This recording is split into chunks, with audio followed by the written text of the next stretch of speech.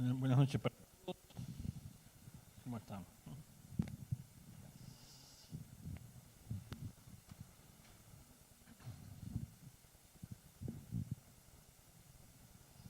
Vamos a continuar con el libro de Romanos, que hace como 2 semanas que no lo miramos. Empezamos y los viernes hubo otras predicaciones. Así que vamos a leer de nuevo del versículo 1 al 17 y vamos a hacer un repaso y avanzar en este libro.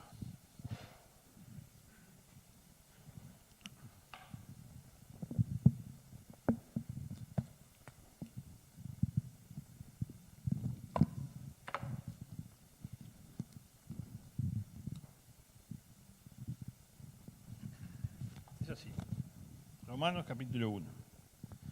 Pablo, siervo de Jesucristo, llamado a ser apóstol, apartado para el Evangelio de Dios, que él había prometido antes por sus profetas en las Escrituras. Evangelio que se refiere a su Hijo, nuestro Señor Jesucristo, que era del linaje de David, según la carne, que fue declarado Hijo de Dios con poder, según el Espíritu de Santidad, por su resurrección de entre los muertos.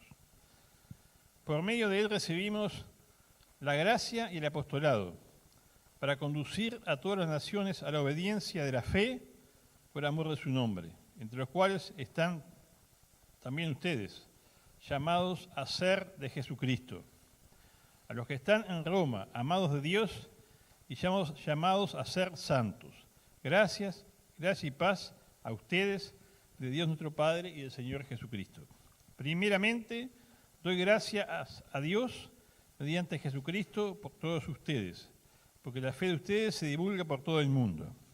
Dios, a quien sirvo en mi espíritu anunciando el Evangelio de su Hijo, me es testigo de que sin cesar hago mención de ustedes siempre en mis oraciones, rogando que de alguna manera, si es la voluntad de Dios, tenga al fin un próspero viaje para ir a ustedes. Porque deseo verlos para comunicar algún don espiritual a fin de que sean fortalecidos, esto es, para ser mutuamente confortados por la fe que nos es común a ustedes y a mí. Pero no quiero, hermanos, que ignoren que muchas veces me he propuesto ir a ustedes para tener también entre ustedes algún fruto, como lo he tenido entre los demás gentiles, pero hasta ahora he sido estorbado. A griegos y a no griegos, a sabios y a no sabios soy deudor. Así que en cuanto a mí, pronto estoy a anunciarles el Evangelio, también a ustedes que están en Roma.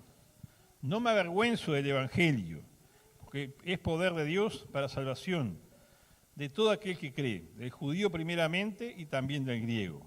Pues en el Evangelio la justicia de Dios se revela por fe y para fe, como está escrito, mas el justo por la fe vivirá. Te damos gracias, Padre, por tu palabra. Gracias, te pedimos que tú nos bendigas, que nos ayudes a entenderla, a aplicarla a nuestras vidas, a verte a ti, Señor, a ver a Jesucristo, que es realmente Él, es el Evangelio, Señor. Tú conoces la situación de cada uno de nosotros. Te pedimos que tu Espíritu Santo tenga libertad para moverse y hablar hoy, Dios. Y que todo sea para honrarte a ti. En el nombre de Cristo, amén.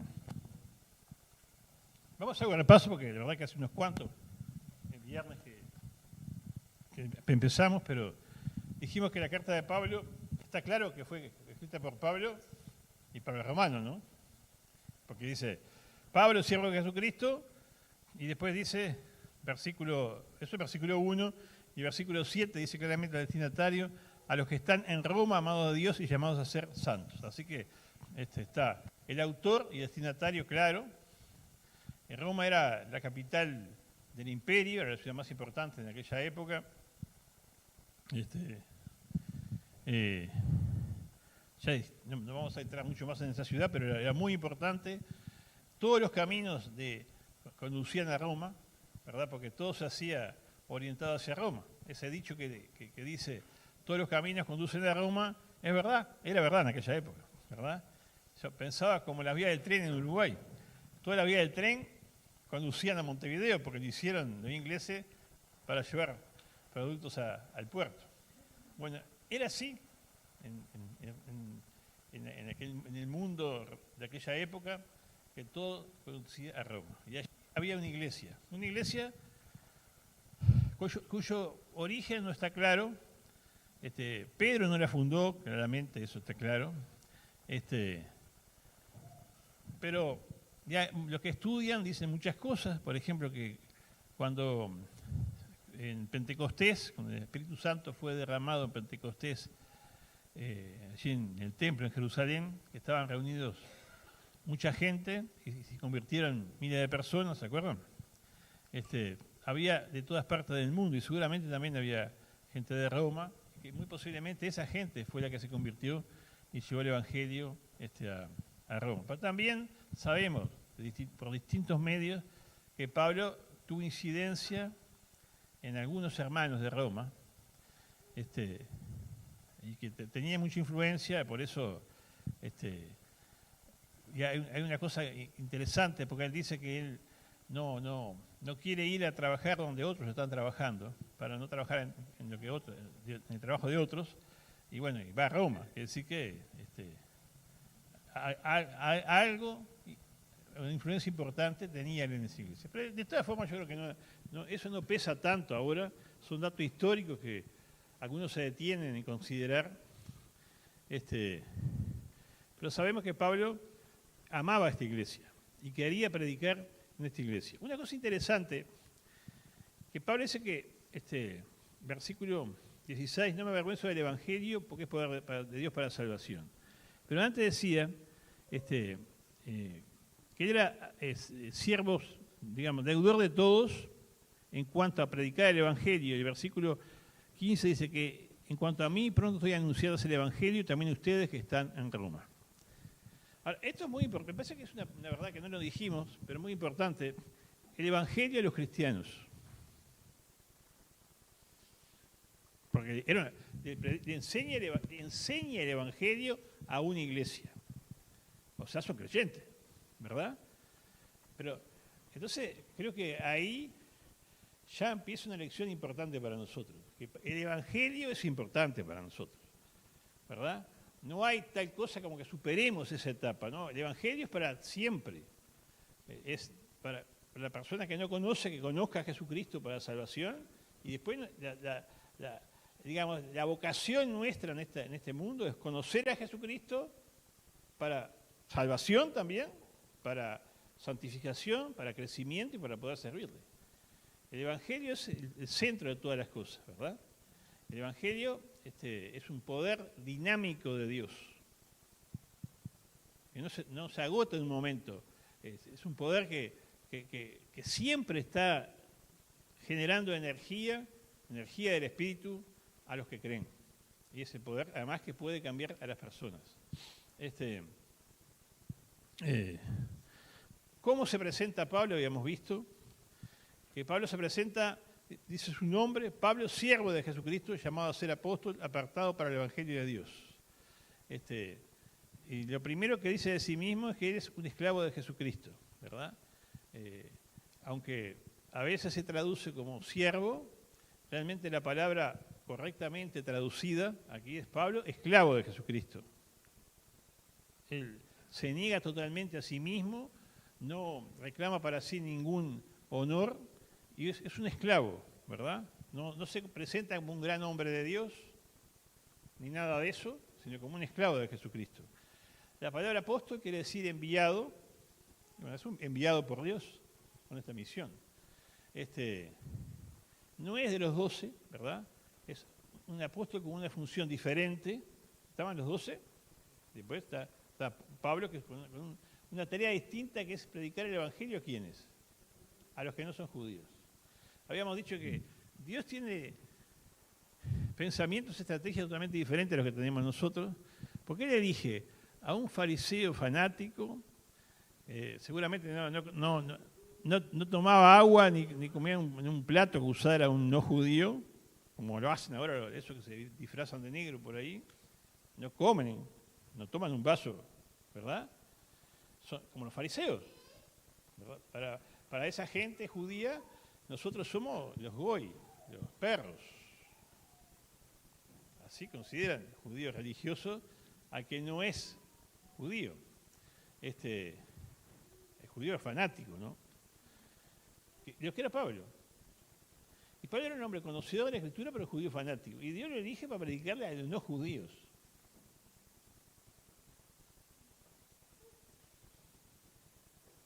Yo creo que eso nos para reflexionar, ¿verdad?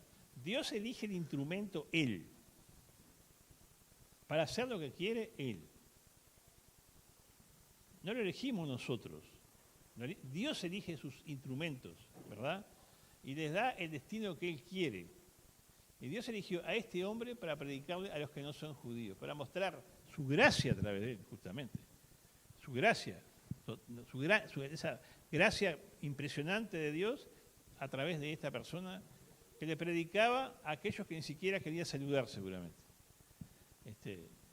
Muy interesante esto. Y era un hombre preparado, Pablo, como dijimos, que Dios no nos usa por lo que somos, pero usa todo lo que somos, es otro concepto que es importante entender. Dios no nos usa por lo que somos, pero usa todo lo que somos. Dios no te va a usar por el conocimiento que tengas estudiando, ni por tu profesión, ni nada. Pero sí, es verdad eso. Pero también es una gran verdad que Dios va a usar, si te pones en sus manos, todo lo que sabes, todo el estudio que tengas, tu preparación, todo lo va a usar. Así que cuando a veces los jóvenes se preguntan, ¿vale la pena estudiar? Yo digo que sí. Estudia y conságrate a Dios, porque Dios va a usar todo lo que tienes. Así que estudia para la gloria de Dios. Estudia no para tu propia comodidad, solo para tu propio crecimiento personal, para ti mismo, poniéndote a ti como centro, pero estudia para la gloria de Dios. Y Dios va a usar eso. Todo lo que tienes, todo lo que eres, lo va a usar Dios. Así que vale la pena estudiar, sí vale la pena estudiar. ¿Verdad? Lo hemos visto, vemos cómo Dios envía a personas a distintos lugares y usa todo lo que saben, sus habilidades todas, para servirle. En caso de Pablo fue así. Era un hombre que sabía escribir, que sabía hablar, que sabía razonar, que sabía pensar, que sabía lógica. Uno lo ve, cuando expone, cuando escribe, y Dios usó eso. Sí, yo creo que, ¿sabes qué? Mi pensamiento es que Pablo hablaba en lenguas. No lenguas angélicas. Pero fíjate que iba a todo el mundo y hablaba con todo el mundo, en su propio idioma, porque estaba predicando. Yo no tengo otra respuesta que él tenía el don de lengua. Porque Pablo predicó en todo el mundo conocido, ¿viste? Y no había esos traductores de Google que no puedo afirmar 100%, pero claro, alguien me puede decir, si hablaba griego podía comunicarse con todo el mundo, sí. Sí, pero no sé si está así. Pero él predicó en el mundo conocido, en gran parte, no en todo el mundo, pero en gran parte del mundo conocido. Pienso, bueno, puedo no estar de acuerdo porque no tengo ningún fundamento escrito, pero me parece que él tenía que hablar en lengua, me parece. No angélicas, es otra cosa. Bueno, así que esas cosas habíamos visto. Es el Evangelio de su Hijo Jesucristo, habla claramente de la divinidad de Cristo.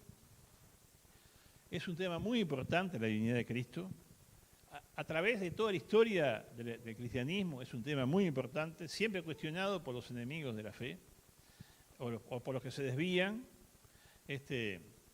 Pero justamente Baruch Korman decía, es una blasfemia, un pecado decir que el hombre se puede hacer Dios, como algunos dicen.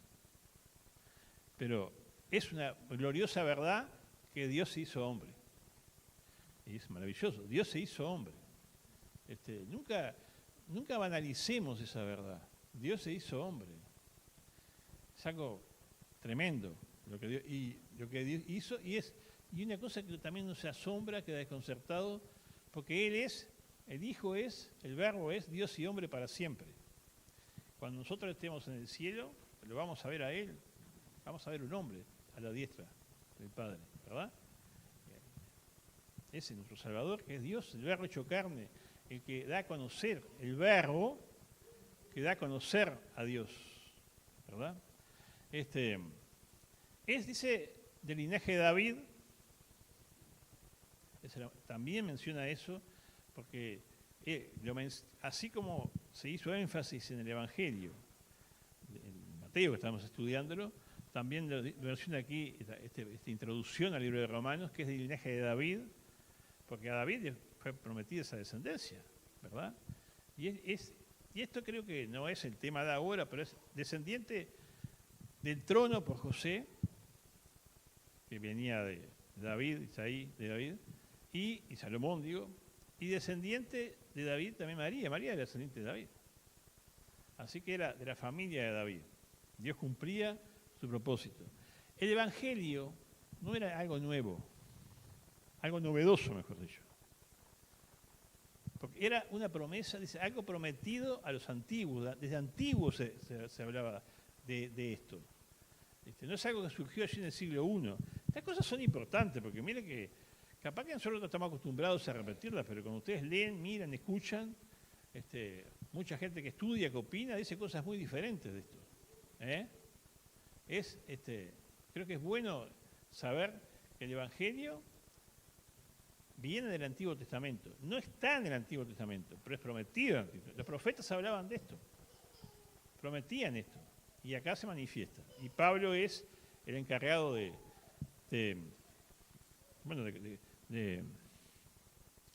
compartir, de enseñarnos estas cosas. Así que él está enseñando a la iglesia de Roma el Evangelio.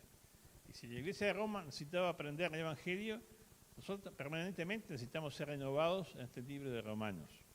Es interesantísimo cómo he estado hojeando ahí porque lo miro en PDF porque no lo puedo sacar de otra manera, el libro de Lutero, de Romanos, que es muy bueno, mi introducción es buenísima, pero claro, cómodo, yo soy muy hábil, está incómodo, se me va a veces, pero realmente si alguno en la casa tiene la oportunidad de mirar el libro de Romanos de Lutero, mírenlo porque es muy bueno. Lutero se convirtió justamente con este pasaje, más injusto por la fe vivirá.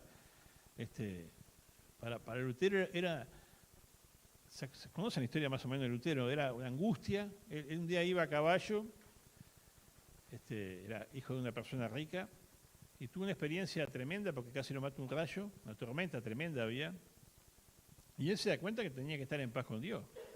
Y se hace monje buscando a Dios, y no encuentra a Dios en la Iglesia Católica, sube de rodillas a las escalinatas del Vaticano, todas esas cosas, no encuentra a Dios hasta que un día en la Biblia encontró que el justo por la fe viviría, dijo, es por la fe, y ahí conoció a Cristo, a Dios, se salvó. Y bueno, y eso revolucionó su vida, pero Dios usó a ese hombre que fue Lutero y que estudiaba muchísimo Romano, ese que era su libro devocional, para un gran avivamiento en la iglesia en la Edad Media, ¿no? Lo que es la Reforma, que hubo muchos hombres valiosos. Uno de los fundamental fue este hombre, ¿no? Martín Lutero, este alemán, Martín Lutero. Un hombre, cuando uno mira la vida de Lutero, un hombre valiente, es impresionante, porque miren que...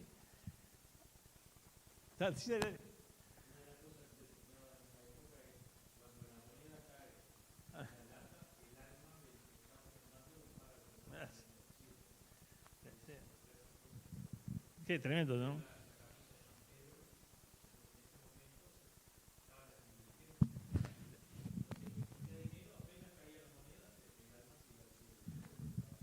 Claro, el purgatorio que decían ellos, ¿no? Este hombre fue así. Pero este hombre, y esto va a cuento de que Lutero se basaba mucho en el libro de Romanos, ¿no?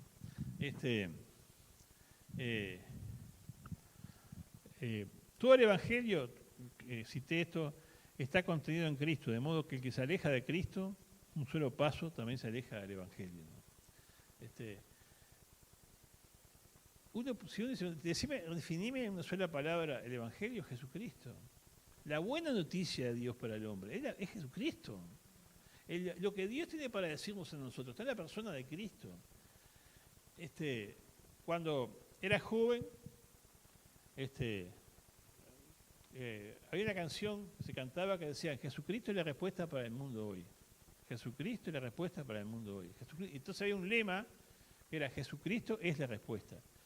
Y eso es una verdad profundísima, porque el hombre se hace muchas preguntas y la respuesta de Dios para el hombre es la persona de Cristo.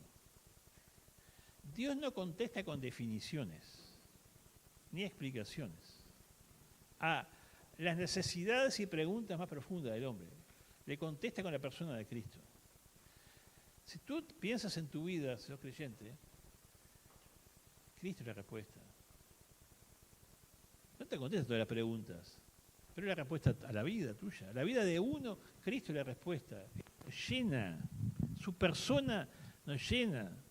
Lo que Él ha hecho, hizo, lo que es la compañía de Él, es la respuesta a nuestra vida.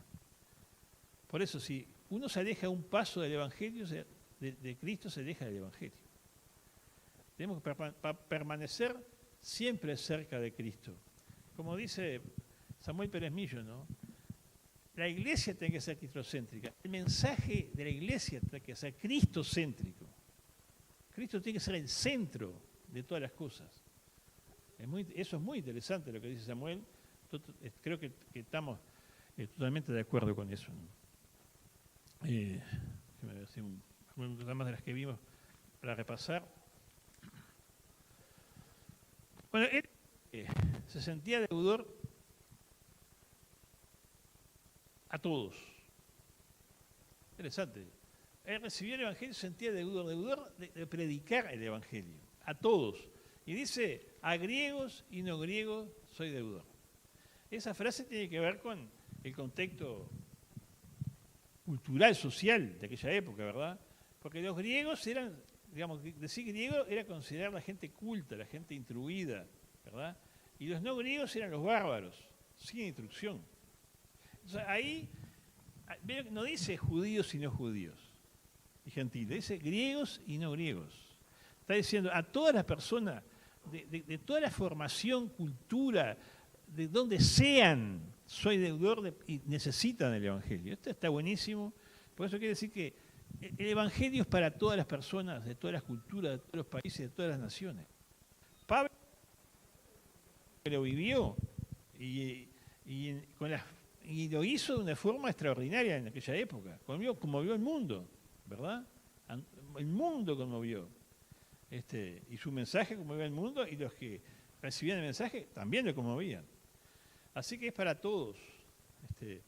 No es solo para los finos, para todos. Es interesantísimo. Una vez, Alejandro Huerta, que se le ocurre miedo, medio un cantegrito, eso que terrorífico, lleno de basura, y de repente una iglesia de cartón, Jesucristo, no sé qué, como decía, iglesia cristiana, a griegos y a no griegos, a todos soy deudor. Interesante, el Evangelio para todos, donde estén. Dios nos dé la gracia, la capacidad de llegar a todas las personas, ¿verdad? A veces nuestro contexto cultural y educativo nos agarra tanto que no llegamos a todos, ¿verdad? Es interesante, a mí me resulta muy interesante escuchar a las personas sin hablar muchas veces. Por ejemplo, aunque ahora Christopher tiene una camioneta grande, lleva mucha gente al quincho, pero a mí el otro día justo Christopher no estaba y me puse a llevar a Gurice. A mí me resulta sumamente rico, educativo, instructivo escuchar las conversaciones. Porque no sé qué te pasa, Gurice, hablan todo, como si no estuviera. No sé si pensará que soy viejo y no me doy cuenta, pero entonces uno escuchando se da cuenta de dónde estamos, de las necesidades, de las cosas que pasan, porque dicen cosas muy importantes y también de dónde estamos. Entonces está bien, pero el Evangelio es para ellos, porque ¿cuál es la respuesta? Cristo es la respuesta para ellos.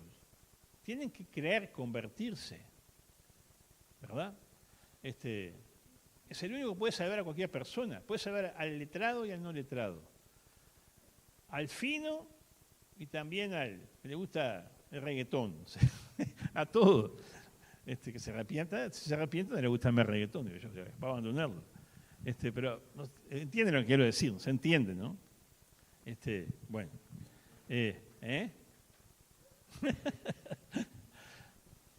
La sociedad nuestra es así. Bueno. Y bueno, a los romanos también, para los romanos también era el Evangelio, dice acá el versículo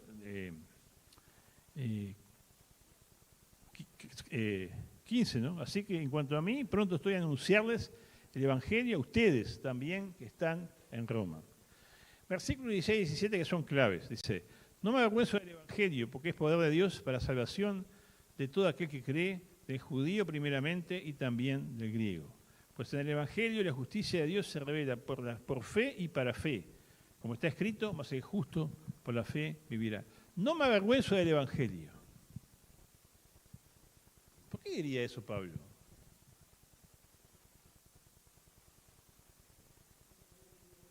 Lo que había vivido antes,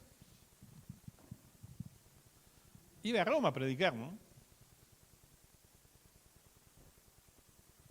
¿A quién iba a anunciar? Han crucificado por los romanos. No me avergüenzo, pero ese es el Evangelio. Cristo crucificado es el Evangelio. Predico a Cristo y crucificado, porque el poder para la salvación está en él. Entonces, iba a predicar en la ciudad con esa gente. O sea, el romano era dueño del mundo, por supuesto que era orgulloso. Se sabe cómo eran, ¿verdad? Uno ve las legiones romanas, los soldados, todo tremendamente prepotente, digamos, ¿no? Se llevaban el mundo puesto, se lo llevaron. Y ese eran los romanos. Y a esos romanos que habían matado a Jesús, así consideraban ellos, él le predica de ese Jesús, que es el que salva. No sé si ustedes han leído a Nietzsche, un filósofo del siglo XIX, creo que fue en el Anticristo que dice, él no puede entender el Evangelio. Dice, no sé qué ridículo, porque no recuerdo cómo lo escribe, ¿no? Pero Nietzsche dice, fíjense, dice que un soldado con su penacho y su espada y su casco brillando todo, y un cristiano ahí abajo dice, te perdono. O sea, todo ensangrentado que le va a cortar la cabeza, te perdono. Entonces dice, que consideraba un antivalor, Nietzsche. Dice, ¿cómo ese desgraciado que no sirve para nada, que va a morir, le va a decir, te perdona al soldado romano que era el poderoso? ¿Verdad? Es un pensamiento interesante ese. ¿Me explico lo que digo? Nietzsche interpretaba el pensamiento romano.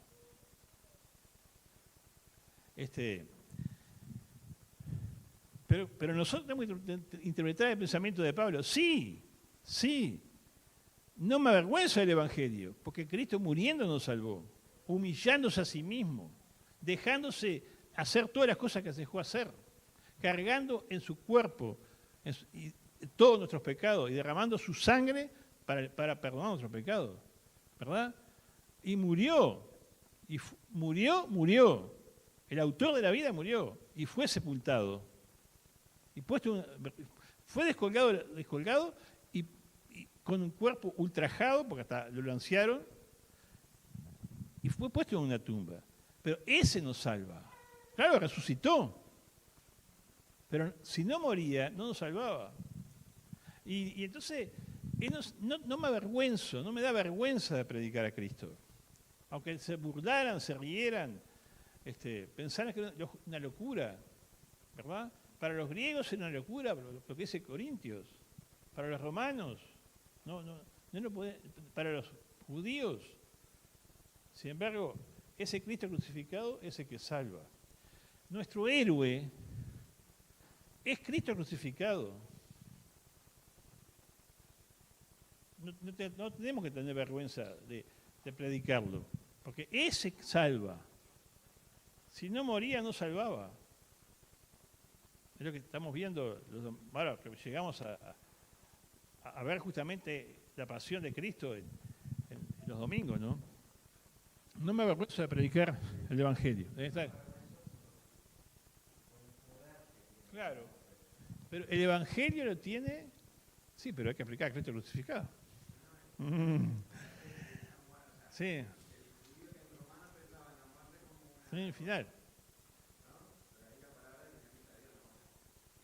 Sí, sí, dínamo. ¿Sabes qué?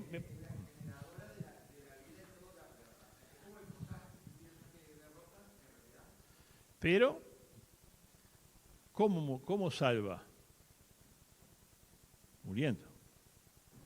De esa forma. ¿Me explico? Sí, claro. En la muerte de Cristo está nuestra victoria. Cuando Cristo murió, dijo, consumado, está todo hecho. Fue un grito de victoria. Pero murió para salvarnos.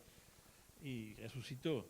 Y ahí está, porque me voy a decir como introducción que Cristo vive, ¿no? Resucitó, fundamental. Pero justamente esa muerte, esa obra de Cristo, es el poder de Dios para salvar. Es la energía de Dios. ¿Sabe qué me parece? Dice que mejor decir dínamo que dinamita, ¿no? Porque dinamita es cosa de un momento y la palabra, como decía hace un rato, tiene que ver con una energía constante, imparable. No sé, a veces escribo cosas pero no son de las puse. Sí, que está generando. Sí, dínamo, sí, ahí está, sí. Usted perdón que a veces escribo y después no sé dónde la puse.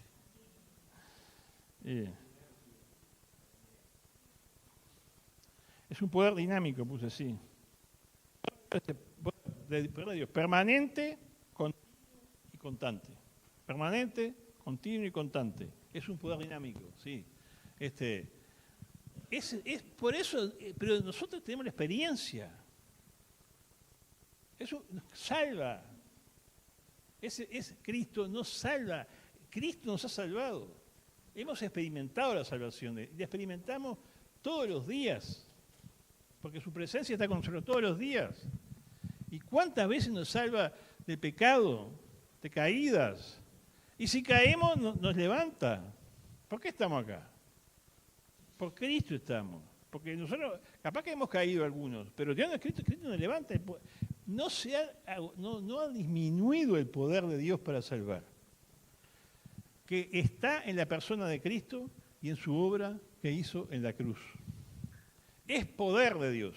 Sí, como dice Jorge, sí, es poder de Dios. No es debilidad de Dios, es poder de Dios. ¿Cómo puede una persona vencer sus vicios, tentaciones, las dudas, con el poder de Dios que es Cristo crucificado? ¿Verdad? Eso nos rescata de lo que sea. Tenemos que creerlo eso, ¿eh? No hay fracaso que podamos tener. Nosotros no nos puede levantar. Un creyente puede caer, pero Cristo levanta al creyente caído. Pero tenemos que ir a Cristo, a Él, para que nos levante y nos fortalezca. ¿Verdad? Nos salvó, hermanos. Ustedes se han puesto a pensar. ¿Ustedes se imaginaba que iban a ser cristianos? ¿Que iban a tener todo lo que tienen en Él ahora? No imaginábamos eso. No nos imaginábamos. Pero Dios tuvo un poder tan grande en Cristo que nos cambió, nos transformó la vida. Un pensamiento que leí, que creo que lo dice Pérez Millo, Él no reforma la vida, Él transforma la vida. Da otra cosa totalmente diferente. Es tremendo eso. Dale. Perdón. Sí, dale.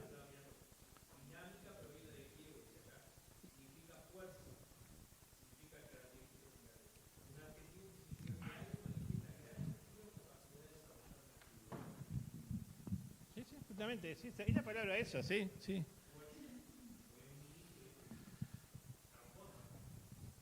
Y el poder de Dios para salvar es Cristo, ¿no? Sí.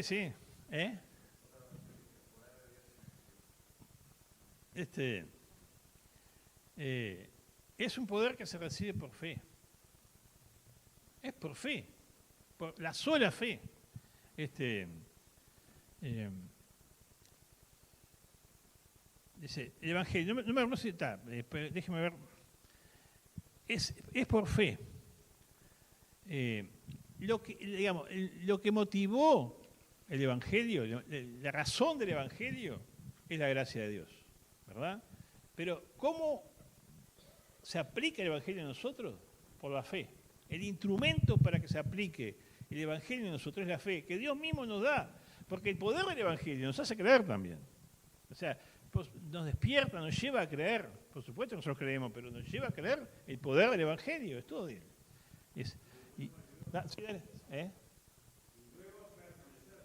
Sí, claro.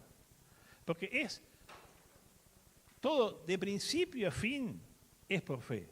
Yo estaba mirando eso de por fe y para fe. La versión popular dice, de principio a fin, es por fe. Solo fe. Como dice uno de los principios de la Reforma Protestante.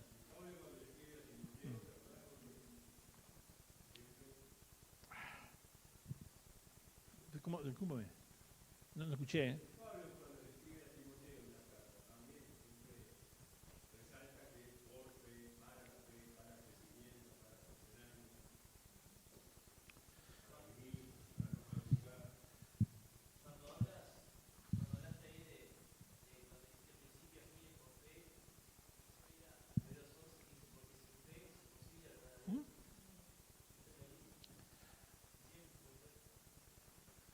No es solo saber, es creer realmente.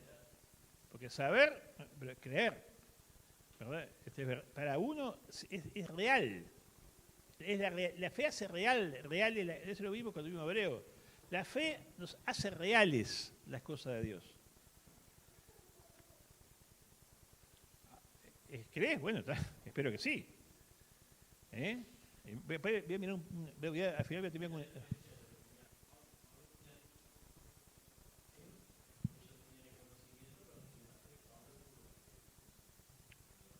Y no por obras, ¿verdad? No por obras. Porque justamente hay el contraste de Cristo fue con los religiosos que predicaban salvación por obras, los escribas, los fariseos, ¿verdad? La lucha fue, y después la lucha fue de los judíos que dominaban, los religiosos, porque no podían aceptar que la justicia es por la fe y no por lo que el hombre hace. La justicia del hombre no puede alcanzar a Dios. Es por la fe que somos justificados. ¿Por qué? Porque Cristo en la cruz hizo la justicia. Y esa justicia se aplica a nosotros. Eso es un tema que se desarrolla en la carta a los romanos, ¿no? Pero yo copié algunas frases. Solo fe, sola fide. Es una de las 7 solas, 7 sí, desde la Reforma. La fe se apropia de la acción salvadora de Cristo en la cruz. Es el instrumento. El mensaje del Evangelio conduce a la salvación en una experiencia de fe. Solo la fe es necesaria para ser salvo. Después lo que dije. La gracia de Dios es la razón para la salvación. La fe se apropia de la salvación. El poder del Evangelio hace que el hombre tenga fe. La fe acepta la justicia de Dios, la que proviene de Dios, porque no es justicia humana. El justo se justifica, lo que dice, el justo se justifica no porque es justo, sino por la fe. El justo por la fe vivirá, no por su justicia. Y después, justificados por la fe, tenemos paz para con Dios. Toda la obra, porque toda la obra es de Dios. Ya te dejo, ¿quieres decir algo? No, estas cosas, toda la obra es de Dios. No hay nada que agregar. Ha sido el problema en la historia del cristianismo, que siempre algunos quieren agregarle algo. El sábado, un sacramento, o un pecado que no hay que hacer, algo, no puede ser solo por fe. Pero es solo por fe, sí. Qué fácil, dicen algunos, qué fácil porque tú no moriste en la cruz. No es fácil. La gracia es gracia, pero no es barata. Eso lo escribió alguien también. No sé si Schaffer o algo de eso. Sí, dijo eso, ¿no? La gracia es gracia, pero no es barata. Tiene un valor incalculable. Así que, sí, para nosotros es gratis, pero para Dios no. ¿Qué le vamos a agregar a lo que Dios hizo? Es una blasfemia, una ofensa a Dios y a su Hijo Jesucristo, pretenderle sumar algo. Solo tenemos que recibir eso. Si lo rechazamos, estamos perdidos. Qué tremendo, porque la consecuencia de rechazar a Cristo es tremenda. No hay salvación si rechazas a Cristo. No hay salvación. Ojalá Dios nos dé la poder, sabiduría de Dios para transmitirle esto a la gente. Mira que no hay salvación si rechazas a Cristo, no hay otro camino. El único camino es Jesucristo. Y voy a terminar, porque de esto podemos repasar un poco el viernes que viene, pero porque hay reunión, porque mire que, no sé, bueno, capaz que alguno no está porque se van para el encuentro de joven el viernes, pero ¿vieron el pasaje de Habacuc? Lo copié acá. Dice, oh Jehová, empieza diciendo, he oído tu palabra y temí, oh Jehová, viva tu obra en medio de los tiempos, etcétera, etcétera, etcétera, etcétera, etcétera. Dice que por la fe, decía que justo por la fe vivirá. Pero después, que este libro tiene esa enseñanza, que justo por la fe vivirá. Dice, versículo 17, aunque la higuera no florezca, ni en las vides haya fruto, aunque falte el producto del olivo, los labrados no den mantenimiento, y las ovejas sean quitadas de la majada, y no haya vaca en los corrales, con todo yo me alegraré en Jehová, y me gozaré en el Dios de mi salvación. Jehová es el Señor, es mi fortaleza, el cual hace mis pies como de sierva, y en mis alturas me hace andar. Al jefe está. Eso quiere decir, por el justo por la fe vivirá. Aunque todas las circunstancias decían otra cosa, yo le creo a Dios. ¿Por qué le creo? Porque creo en Dios, le creo a Dios, el justo por la fe vivirá. Eso, qué importante que nosotros lo podamos vivir en circunstancias difíciles de nuestra vida. Que podamos vivir esto. Pero para vivir esto hay que creerle a Dios, hay que confiar en Dios, hay que tener fe en Dios. Fe en su palabra, fe en su persona, fe en sus atributos, fe en nuestro Señor Jesucristo, ¿verdad? Porque este pasaje que lo cantamos, está buenísimo esto, pero si tú no crees, no puedes vivirlo. Las circunstancias de este profeta indicaban todo lo contrario, señalaban un camino para abajo, pero él cree que el camino es para arriba, es positivo, ¿verdad? Bueno, hermanos, lo invito a seguir leyendo el libro de Romanos.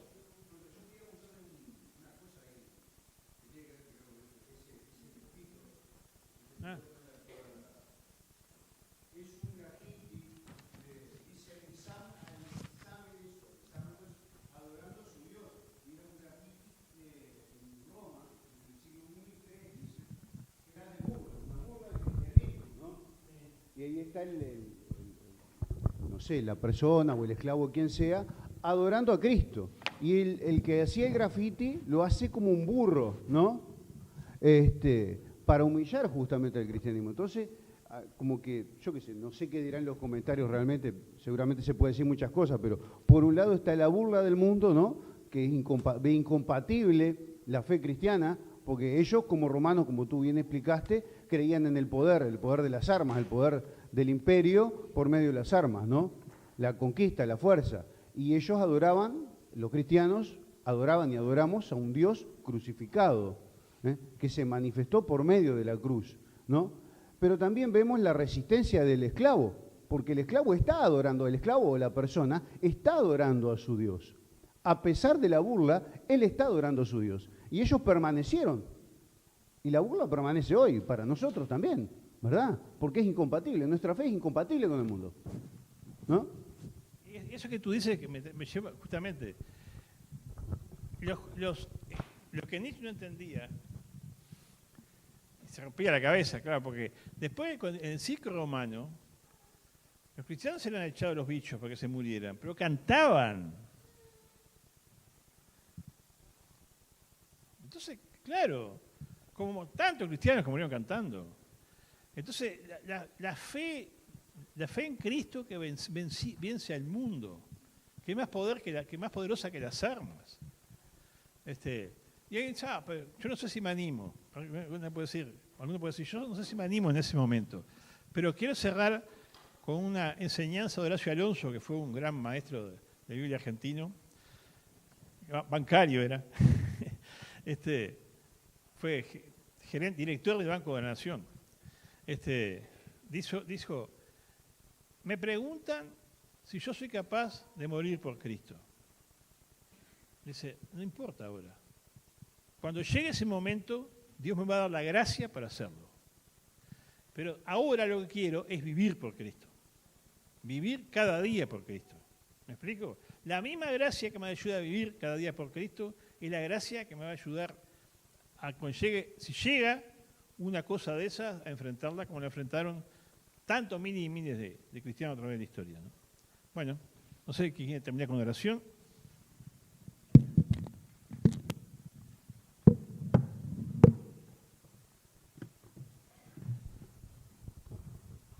Señor, Padre nuestro, una vez más te damos muchas gracias por tu gracia y tu misericordia, Señor, que nos alcanzó y es suficiente para hacernos hijos tuyos.